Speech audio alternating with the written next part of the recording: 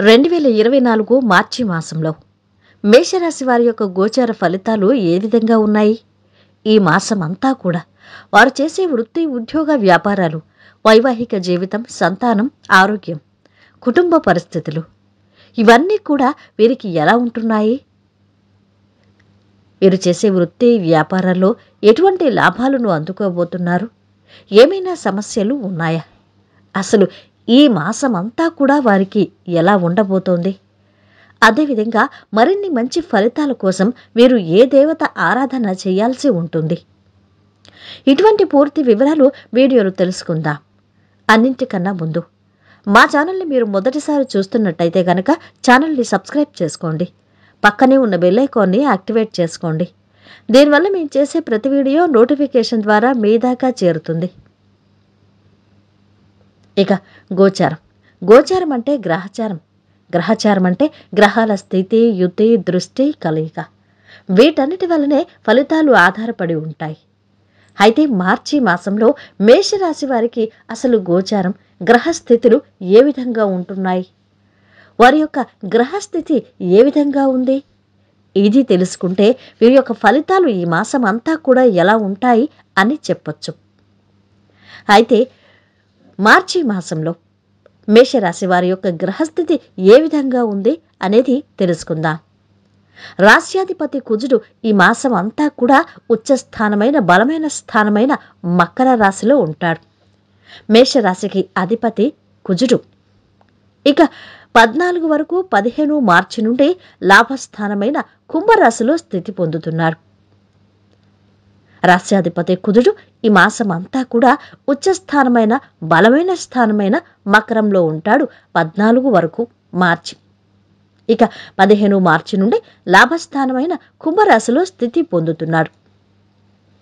ద్వితీయ సప్తాధిపతి శుక్రగ్రహం మార్చి 6 వరకు మకరంలో ఉండి మార్చి 7 నుండి మాసాంతం అంతా కూడా లాభస్థానమైన కుంభరాశిలో స్థితి పొంది ఉన్నారు. 3, 6వ అధిపతి తృతీయ షష్ఠాధిపతి బుధ గ్రహం ఈ మాసంలో 3 రాశులు మారుతారు. మార్చి 6 వరకు కుంభరాశిలో ఉండి మార్చి 7 నుండి 25వ తారీఖు వరకు మీనంలో ఉంటాడు. 26 మార్చి నుండి మేషరాశిలోకి స్థితి పొందుతున్నాడు. ఇలా 3 రాశులు మారబోతున్నాడు బుధ గ్రహం. ఇక రాహువు వ్యయస్థానమైన 12వ స్థానమైన మీనరాశిలో ఉంటున్నారు. కేతువు 6వ స్థానంలో స్థితి పొంది ఉన్నారు. ఇక రవి గ్రహం 13 మార్చి వరకు కుంభంలో ఉంటారు. 14 వరకు మీనంలో ఉండబోతున్నారు. 9 మరియు 12వ స్థానాధిపతి గురు గ్రహం జన్మరాశిలో స్థితి పొంది ఉంటారు. ఈ మాసం అంతా కూడా అక్కడే ఉంటారు. ఇది మేషరాశి వారి యొక్క గ్రహస్థితి మార్చి మాసంలో. అయితే రాశ్యాధిపతి కుజుడు 14 మార్చి వరకు ఉచ్చస్థితి అయిన మకర రాశిలో స్థితి పొందుతున్నాడు. రాశ్యాధిపతి ఉచ్చస్థితిలో మకరంలో ఉంటాడు. మకర రాశి బలమైన స్థానం. ఎందుకంటే కుజుడు శక్తికి కారకుడు, కండరాల్లో గుజ్జుకి కారకుడు, శక్తికి కారకుడు. శని కర్మకారుడు, వాయుకారకుడు. అలాంటి శని ఇంట్లో ఉన్నాడు కాబట్టి ఉత్సాహంగా ఉంటారు వీరు. ఎనర్జీతో వీరు ముందుకు సాగుతారు ఈ మాసం అంతా కూడా. అయితే ఈ ఎనర్జీని వీరు సరిగ్గా ఉపయోగించుకుంటే మంచి ఫలితాలు ఉంటాయి. ఇక ఆరోగ్యపరంగా చూసుకుంటే మేషరాశి వాడికి కుజుడు దృష్టి ఉంటుంది. కాబట్టి ఏదైనా కాళ్లకు సంబంధించి, కీళ్లకు సంబంధించి సమస్యలు తలెత్తే అవకాశం ఉంది. ఇక కాళ్లకు చిన్న చిన్న దెబ్బలు తగలడం ఇటువంటివి జరుగుతాయి. కాళ్లకు సంబంధించి ఏదైనా సర్జరీలు చేయించుకోవాలంటే మంచి డేట్ చూసుకుని చేయించుకోవాలి ఈ మాసంలో. ఇక కుటుంబ స్థానం 2వ స్థానాధిపతి శుక్రగ్రహం ఈ మాసంలో 10, 11 స్థానంలో ఉన్నారు. కాబట్టి వృత్తి ద్వారా వీరికి ధనమైతే అందుతుంది. ఇక మీ మాటకు విలువ దక్కుతుంది, గౌరవం పెరుగుతుంది. ఇక బంధుమిత్రులను కలుసుకుంటారు, శుభకార్యాల్లో పాల్గొంటారు. మేషరాశి వారికి మొదటి మాసంలో ఏ పని చేసినా అది ఉత్సాహంగా సాగుతుంది. మొదటి వారంలో ఏ పని ప్రారంభించినా, ఏ పని చేసినా ఉత్సాహంగా ముందడుగు వేస్తారు వీరు. ఇక 7 నుండి గురుడు 12లోకి వెళ్లిన తర్వాత ప్లానింగ్ తగ్గుతుందని చెప్పాలి. అంతేకాదు, మీ నైబర్స్, మీకంటే పెద్దవారు, అక్కా చెల్లెలు, అన్నదమ్ములు కావచ్చు. అదేవిధంగా మీ నైబర్స్, చుట్టుపక్కల వాళ్లతో, కొలీగ్స్తో చిన్న చిన్న మాట పట్టింపులు, గొడవలు ఉంటాయి. ఈ విషయంలో జాగ్రత్త. ఇక ప్రయాణాలు చేసే విషయంలో జాగ్రత్తగా ఉండాలి.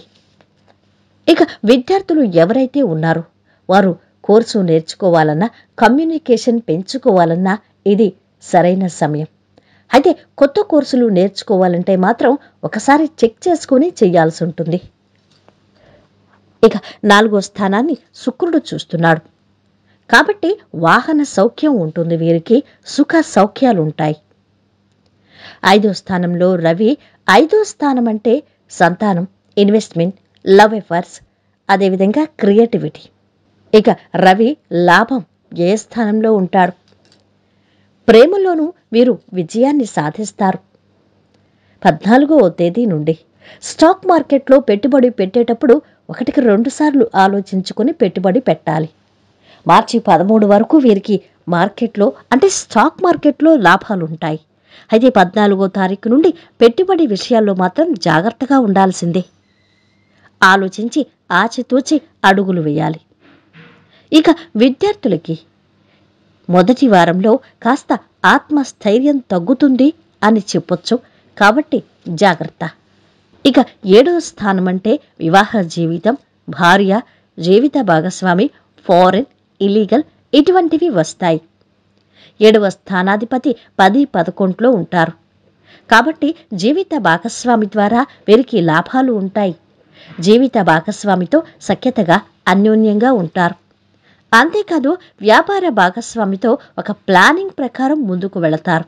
ఇక అష్టమాధిపతి కుజుడు దశమంలో ఉంటాడు. కాబట్టి వృత్తికి సంబంధించి కొన్ని సమస్యలు ఉంటాయి వీరికి.